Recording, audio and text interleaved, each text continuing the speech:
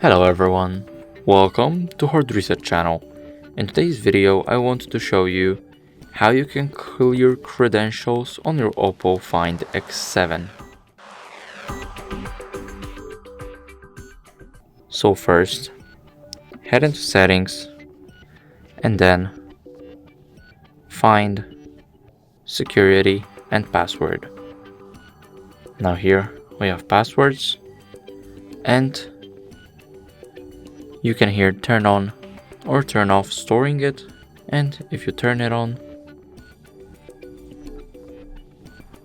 then simply all passwords would be here and you can just click three dots, then click settings, and here you can click delete all data if you want to clear all the passwords from your phone. And that's it.